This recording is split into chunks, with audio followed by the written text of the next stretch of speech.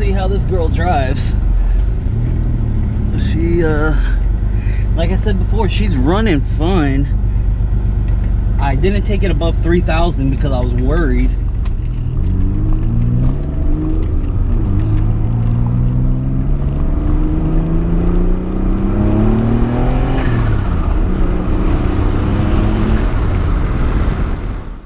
HalferLand video. And if they progress on my name, cause she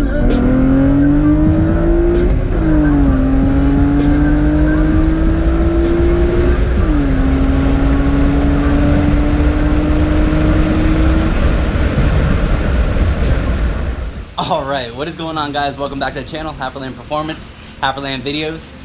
If you don't follow me on Instagram, I highly suggest doing that. I update in real time on Instagram. And of course that our name, our username, or screen name, or whatever you want to call it on there, our handle is HalferLand Performance. So same thing as our, excuse all this. I have been going ham on some port and polishing work. I fell a little behind, as if you follow my Instagram, you know what this video is about. Had quite a bit of scare, but to show you the porting and polishing really quick. There is, this is literally just gasket matched and opened up right now, so it will look a little better when done. But this IM is going to be fully split. It's the stage 3, which is ported gasket matched lower ports right here. Throttle body port is opened up, and then it's literally the entire thing. This upper half is unbolted, split from the lower half, and we fully port and polish the interior. So it's a full stage 3, and it yields great results. It is a lot of work, but some customers choose to go all out. I usually only suggest this for like a full race, because it is open quite a bit and it is quite a bit of extra volume. So I usually suggest it for like a boosted application or like high horsepower NA, but it does benefit if you have a high revving NA. Like example would be our stage 2 cams. If you have an NA motor with our stage 2 cams, it will highly benefit from the stage 3 port and polish right here. He also had his runners done. These are completely done. They're already wrapped up, ready to go, so I don't want to open those up. And then literally this one needs to be done. I literally just got, there was a whole nother set right here, IM, runners, and throttle body, and that went to a customer named Ryan. Forgot his last name, but not gonna drop his last name anyways. And he is from Canada, so that Canadian order just went out and shipped. Actually, I think it shipped in, it came in that, I don't know. Anyways, when it's a large order like that, I actually I use these bins because it's much safer. Whenever we got his box in, it was completely destroyed.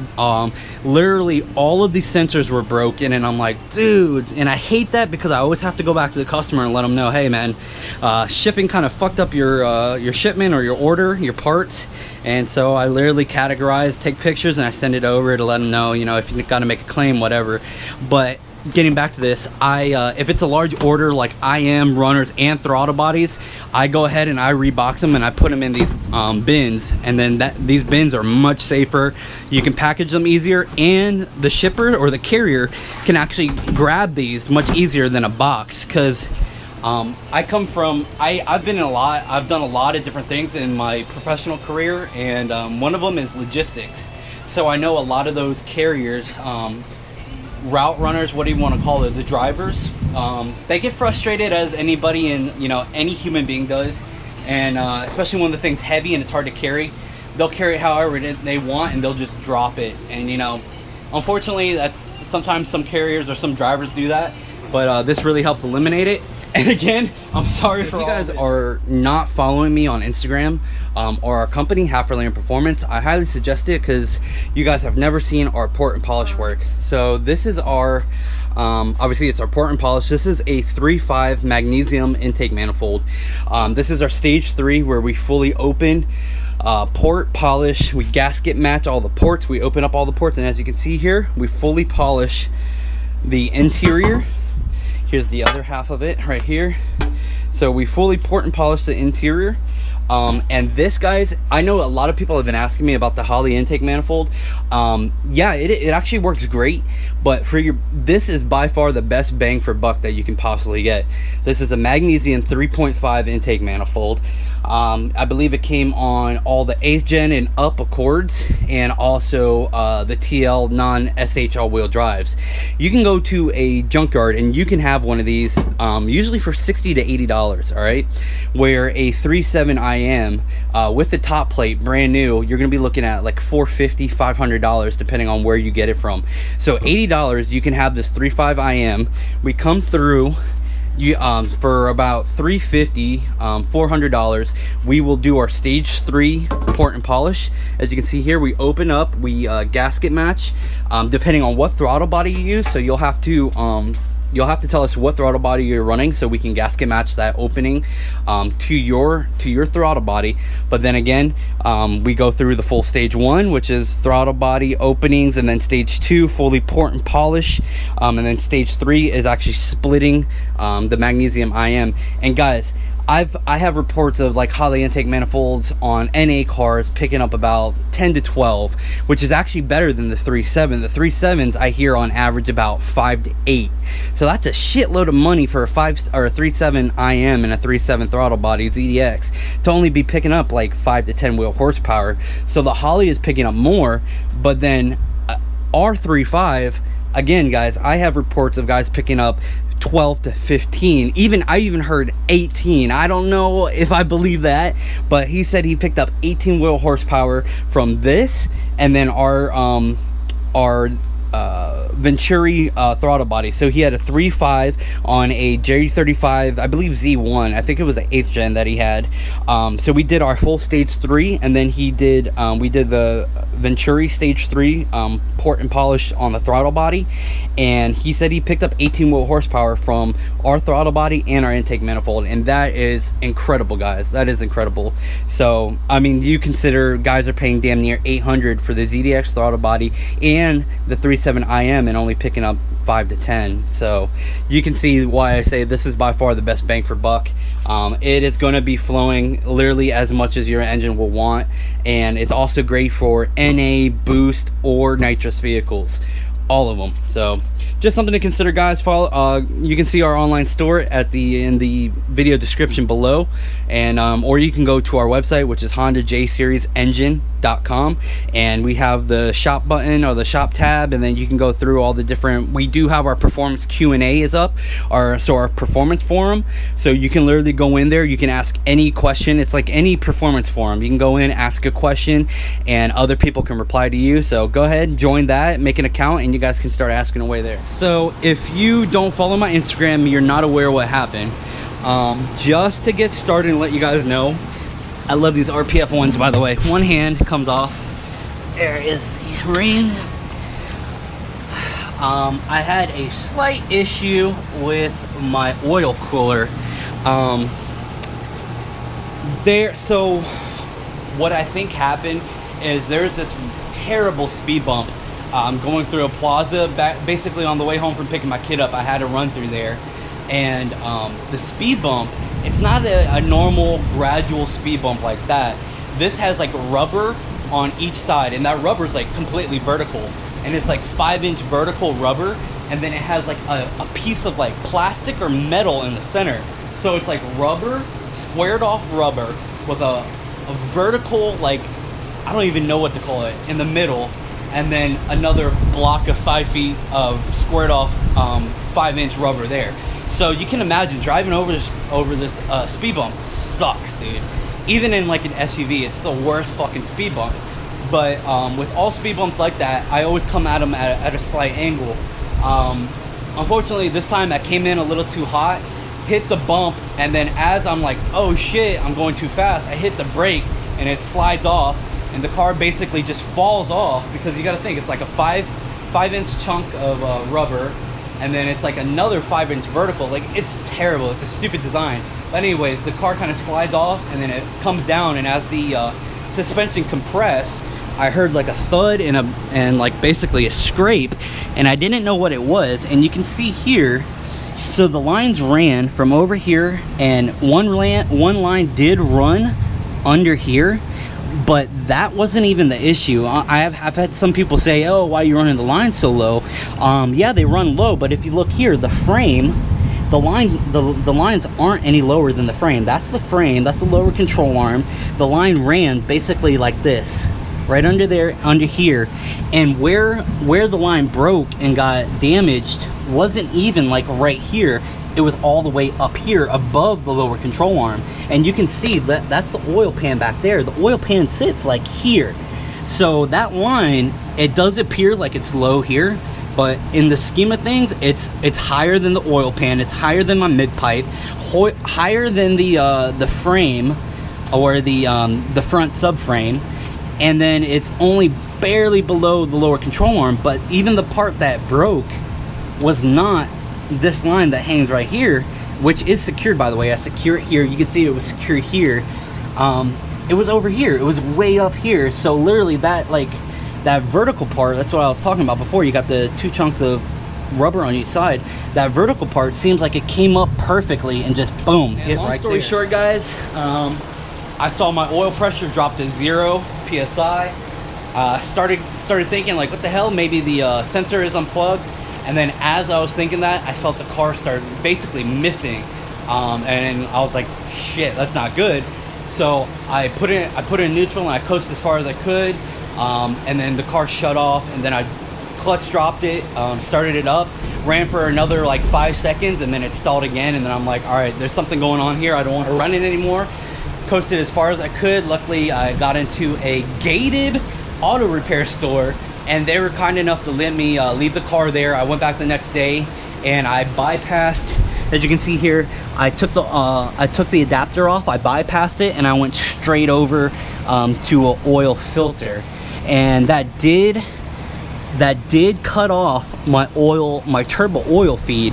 But the drive was literally maybe 5 minutes. I did not go into boost. I didn't go anywhere above 3,000 RPM. So I'm hoping everything's okay there with the turbo. It is what I had to do. If I fucked it up, that's my fault. But as of right now, everything seems good. Like I said, I drove it. It doesn't knock. It doesn't miss. It feels a little low on power, above around 3,000, but that may be from the turbo not having the oil and spooling fast enough. Like I said, guys, I did not go hard on it. So what I'm gonna do now, I'm gonna drain the oil and see if I find any shavings. If I find just a little, I'm okay with that. But if there's a shit ton, I know there's gonna be internal damage. But like I said, I did drain the oil before when I bypassed it. Didn't see any shavings. I dumped the oil filter, didn't see any shavings, so that's a really good sign. And if it lives, man, this J32 has been through some shit.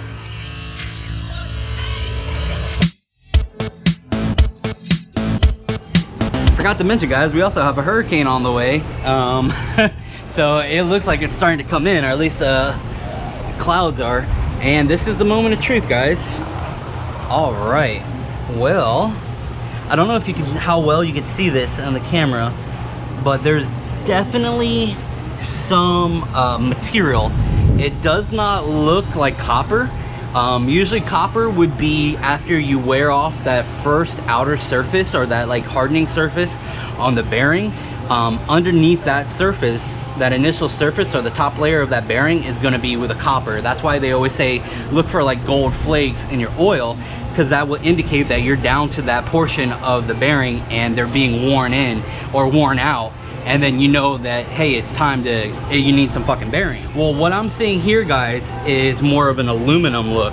It's not terrible, but there's definitely fragments, or not fragments, but you can see that there is some aluminum in there. So what I'm gonna do, I'm gonna pour it out into here as slow as I can. This is just a normal shop towel to get out the contaminants. So I want to see what actually comes out and what settles in there. As of right now, it doesn't look bad. Yes, there's aluminum shavings or some other material. It's definitely a silver material, so it's either aluminum or steel, which obviously is not good. But from what I'm seeing, this motor still may be able to run healthy and have a decent decent life. So let's see what happens now.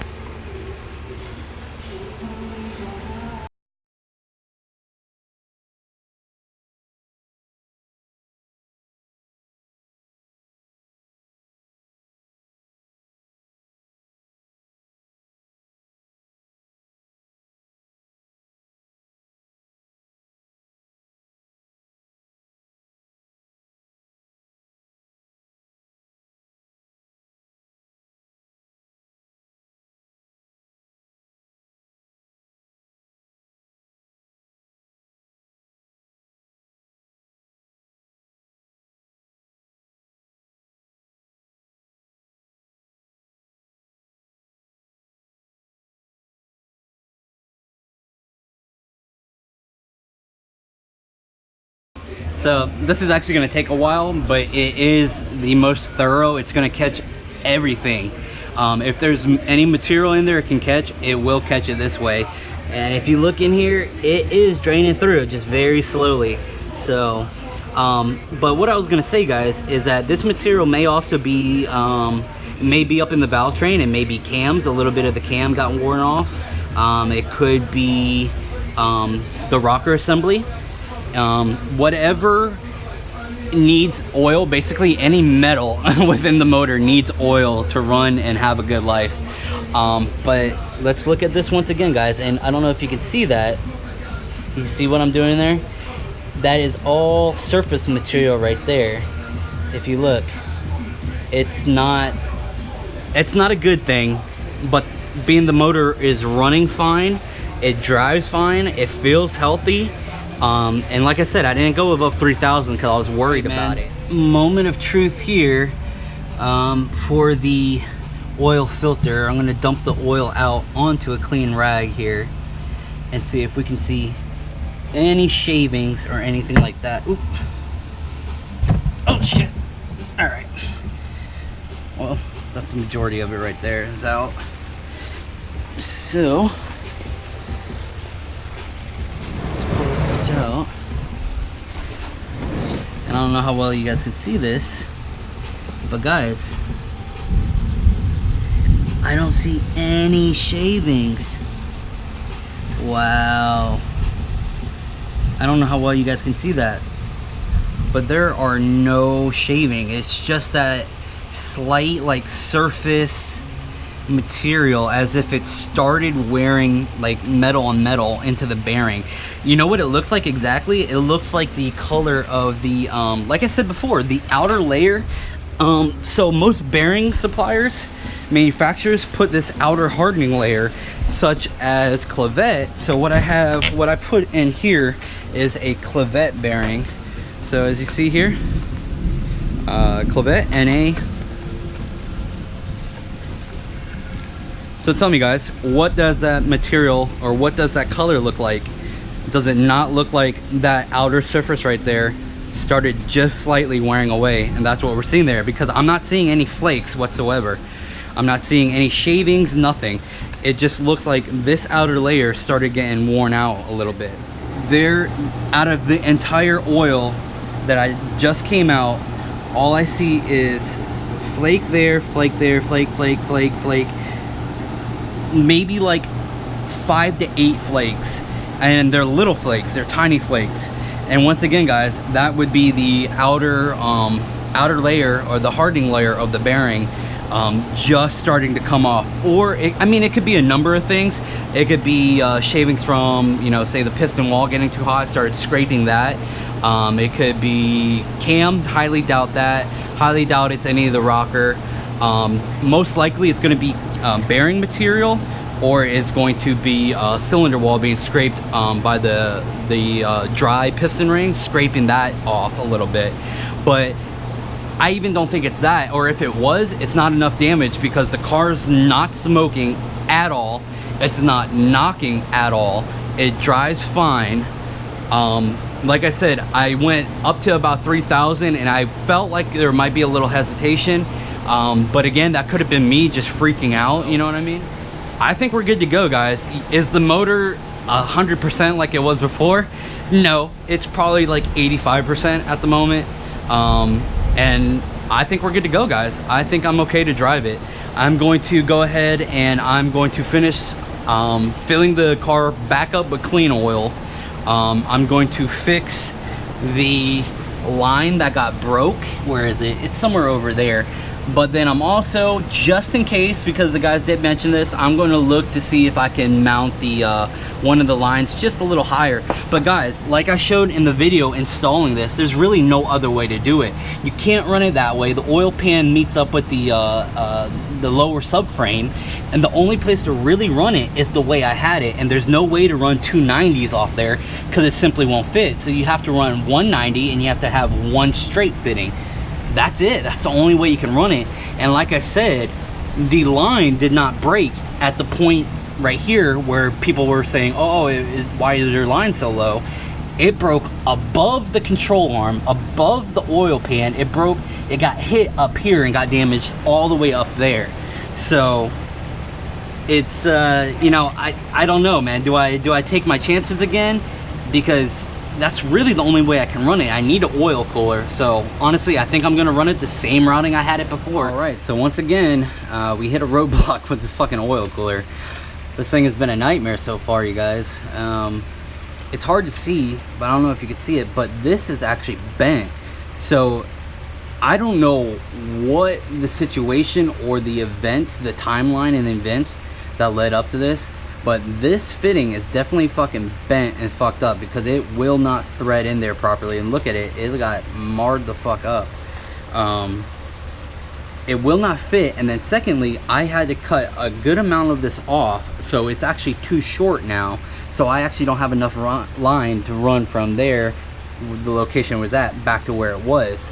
So not only do I have not enough length, but this is also fucked up. So I need to order another straight on. So it looks like the car's going to be down a little longer again, but it is a little concerning what happened here, because like I said, it was probably from the fucking speed bump. Honestly, I probably went over the speed bump, it came down, suspension loaded, it hit that fitting, kind of bent it, forced it out, and then somehow either this line got cut, it looked like it had a straight on cut, and then all that oil pressure forced it out, or what, I don't know. But whenever I took the fitting apart, the line was still up in there, so it didn't push the line out. It was definitely cut or slit. It's just a number of things. But anyways, all right, so I gotta order the shit once again, and I'll catch up to you guys once all the parts come in. All right, guys, so as you can see here, our dash 10 line came in. I already got the straight connector or the straight fitting on. So what I need to do, I need to remeasure out there to see what that will be or how much length we need. But also something I want to touch on, the fitting that was damaged, this seemed to be the hose that caused all this issue. For some reason, this fitting would not go back on, and it was actually a genuine Russell fitting, where all the other fittings are eBay, and they had no issues. This would not, it would not go in. That fitting, I don't know what it was, but it will not work. And it's this hat right here, or whatever you call this, is too tight. So this is the part that actually slips over this, and then the end connector goes in and you screw that in. This fitting is too tight because it pinches that hose down, and then the fitting won't get in. So it's like the specs are off just a hair on these, or the tolerances are too tight, and that's what seemed to be causing the issue. But if this was the case initially when setting it up, there's a possibility that this hose was never fully seated and it pushed out. But then again, that doesn't account for the cut in the line that I saw. So I don't know, man, it's a mix of stuff, kind of like what came first, the chicken or the egg kind of scenario. But I just wanted to point that out, guys. If this fitting or this hat is too tight and it pinches that down, you will not be able to get the prong side in to go into the hose.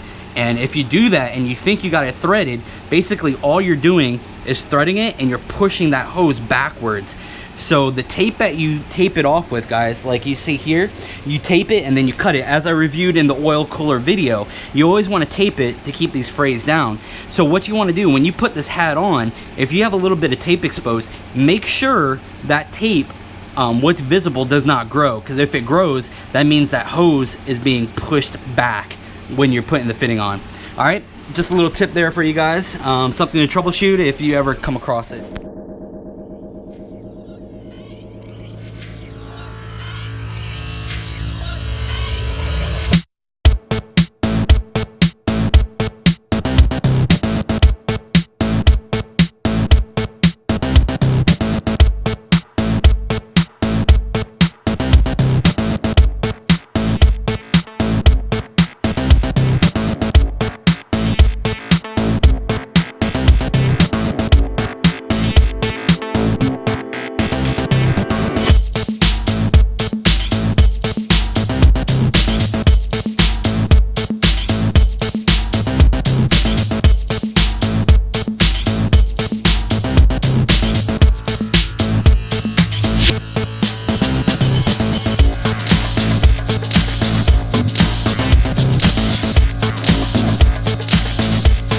All right, guys. So I got the 90 on here, and this is going to be the basically from the motor into the relocation adapter, and then from the relocation adapter out into the oil cooler, out of the oil cooler back into here, which is going to be a 45, and this 45 is going to run there. And as you can see, guys, like I said, there is absolutely zero room to get a 90 in there, to get two 90s in there. So I need to swap that out for a 45.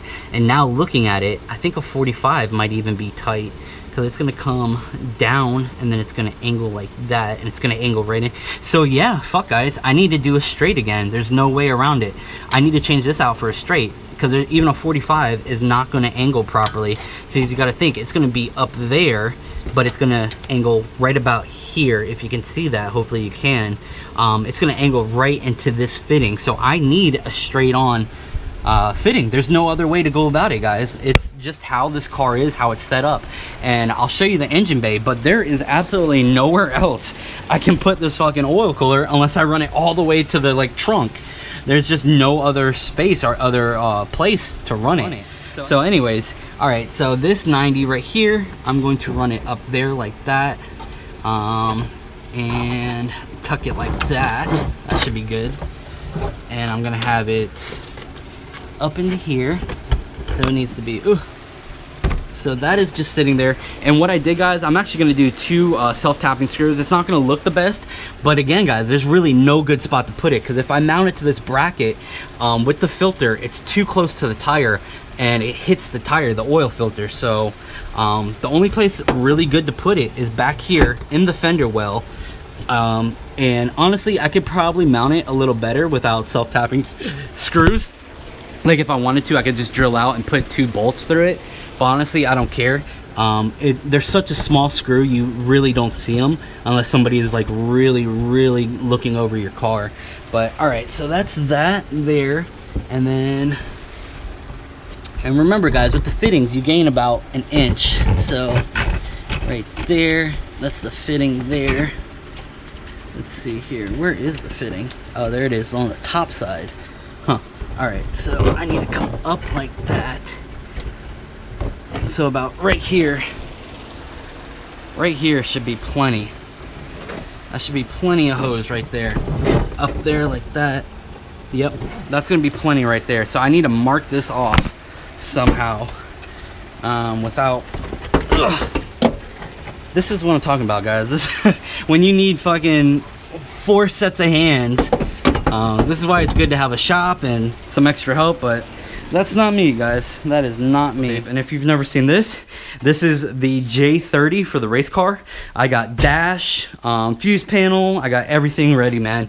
So that J30 is gonna get our 1,000 horsepower, our HalferLand Performance, J35, 1,000 horsepower H-beam rods. Then it's going to get, I want to get a block guard, but we don't have any J30 block guards just yet. But we do have J32, J35, so I might go ahead, I might cement or epoxy the water passages and just do it that way. But it's basically going to be a J30 stroke to a J33, and really I want to show the world and all the J enthusiasts what a 3-liter or a J30 can do, because so many people, they bypass the J30 to go with like a J32 or J35, which isn't bad. It's the easiest route. Sometimes it's the most affordable, unless you're building a motor. If you're building a motor, and say you go with a 3.2, you might as well just stroke that J30 to a J33, because you're gonna need to buy, you're gonna need to buy rods, you're gonna need to buy pistons, and you already got the motor there, you know what I mean? So the sleeves, stock sleeves are good to about 800. As long as you have that support, as long as you have like cement or block guards in there. These J's, the J series sleeves have shown to put down some good fucking number and hold up to a lot of power. And to talk about the fitting of the hat, I don't know if you guys can see this, but if you see in there, you see those big ridges? That is what I was talking about, was pushing down on the hose and compressing it. Where here, you see these threads are much smaller, still grip, but they don't compress the hose. I don't know if you can see that bevel or not, but this one is the one I was having tons of issues with. It simply would not bolt on. So just something to keep in mind, an eye out for, or keep it in the back of your head, guys.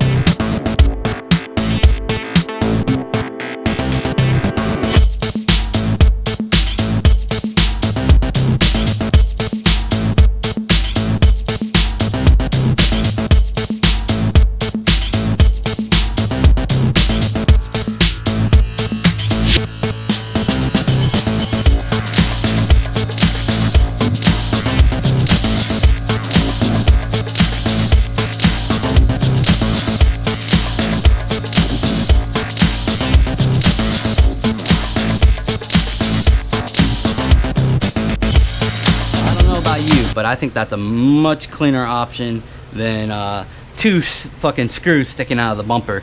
So I just went ahead and I used the bolts, or the holes that I already screwed in before, ran a zip tie through, ran it back on the bracket, and that's it. So it's not just held on by zip ties either, because this is going to get zip tied to the bumper, and that that hose actually supports this entire bracket.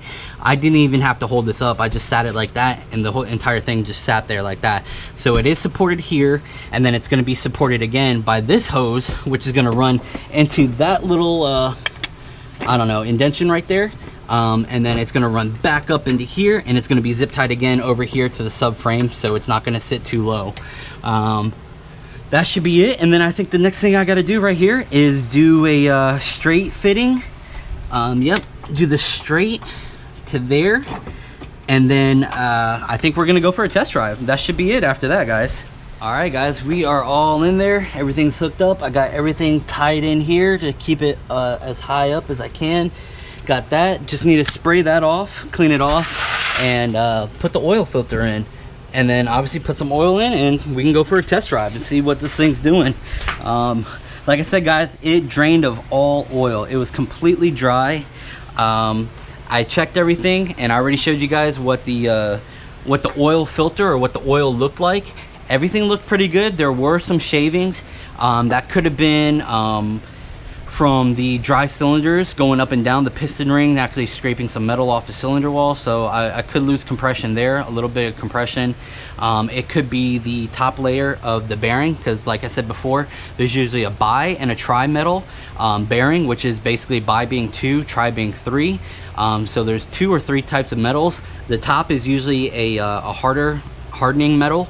And then the core, the inner core, is usually going to be like a softer metal, like a copper. That's why they say if you see gold flakes in your oil, then you know your bearings are fucked. And that gold flake is copper, is what you're seeing. And I didn't see any of that. And I also know that these bearings are basically brand fucking new. They are brand new. So that tiny bit of metal shavings that I saw, if it is bearing, I know that it's barely getting into the bearing. Obviously, I don't want it to be in the bearing at all, but it's better than the alternative of the motor being completely blown, you know what I mean? So, all right, let's get this girl filled up with oil. Let's get the oil filter on, and let's see what she does. All right, guys, here's the moment of truth. So like I said, motor ran dry, it shut off, it almost locked up. Found some shavings, not too bad, no copper, but let's see if she starts, or how she starts. I know she starts and runs because I drove her home. All right, fucking Honda for you, not bad, not bad. No smoke out of the exhaust, like I said. Sounds the fucking same, guys, not missing.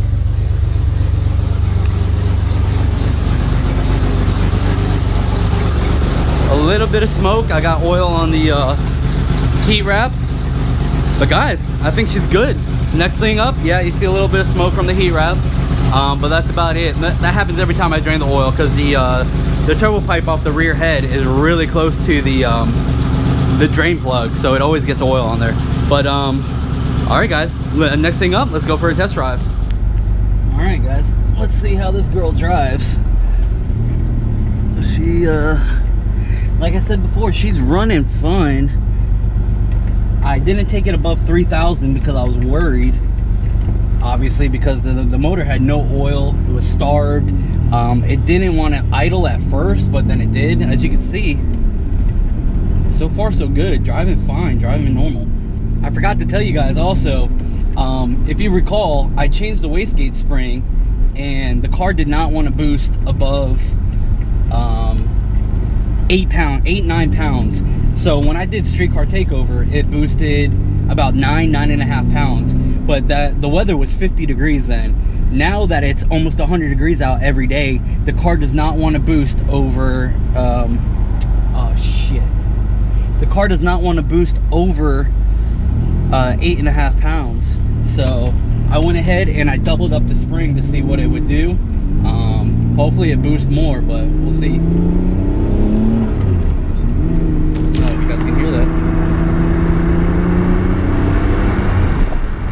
Oh yeah, she's definitely boosting.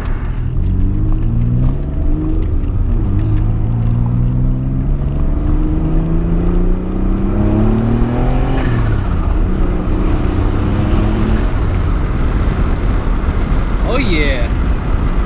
Oh yeah, guys. She is definitely running again. Woo. Little down on power. That bitch went to 0. Let's see what happens here. Hopefully I didn't fucking kill something. No, it's good. That's weird. So it just went back down to 0 for no reason. Let's see.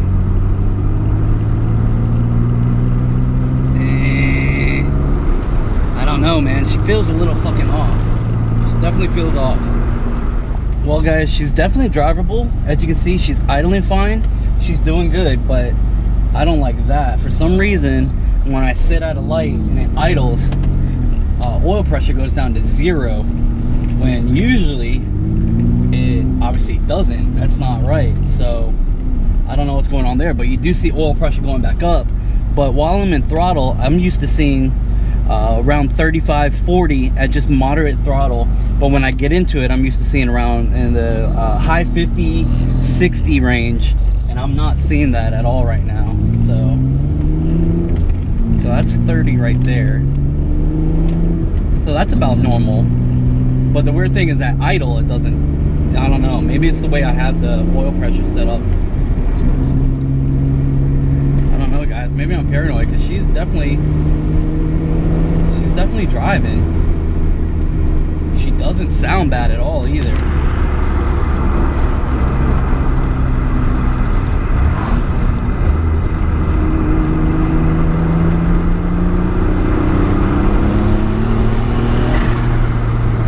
Yeah, I don't know if you guys can hear that, but she's definitely fucking moving out still. That was like 30% throttle, if that. And I don't see any smoke behind me, so I'm looking in the rearview mirror. I don't see any smoke. I don't hear any knocking. Outside, the oil pressure dropping at idle, I don't see anything wrong. Like right now, I'm used to seeing around 30, and I'm not seeing that. But I also did switch around the oil filter adapter. I switched how it's orientated.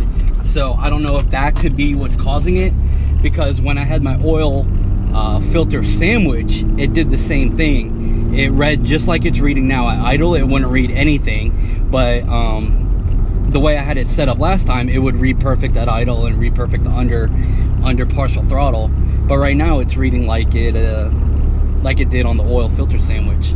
So I'm wondering what's going on there.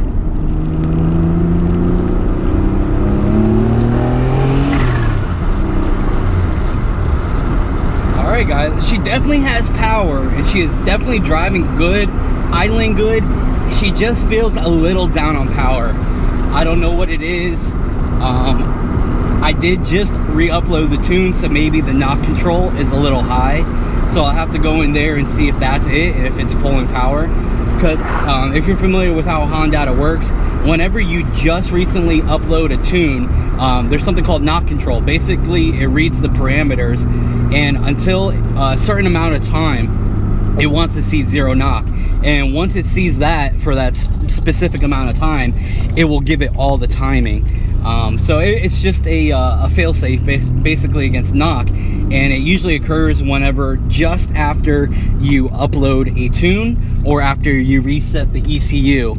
So I literally just reflashed a new tune on here, so that may be what it is, because I've done it before where I flash a tune and I go to drive and it feels sluggish. Then literally after 20 minutes of driving, it gives it all the timing. So that may be what's going on. I'll have to look into this low oil pressure. It may be, I did hit the oil pressure pretty hard, so I'm not sure if if it damaged it or whatnot, but I am seeing decent oil pressure when I should be, so who knows, maybe the oil pump got fucked up too, I don't know. But right now everything seems to be good. But all right guys, I'm gonna leave it at that. Hopefully the car runs. If it doesn't, if it blows up, I'm gonna let you know. Regardless, I got a built J35. That's going to be the next motor. It's going to be fully built, forged, bottom end, our 1,000 horsepower J35 rods. It's gonna, I don't know what pistons it's going to have yet, but I'm hoping it's going to be our brand pistons. And of course we're going to do all the different work. We're going to have our 800 horsepower block guards in there, all that good shit. But anyways guys, check out our website, HondaJSeriesEngine.com. check out our online store. All port and polish work is on sale for the month of September. So as always guys, thank you. Wish me the best of luck. Hopefully this baby lives a little longer and we can get a dyno pull. Peace.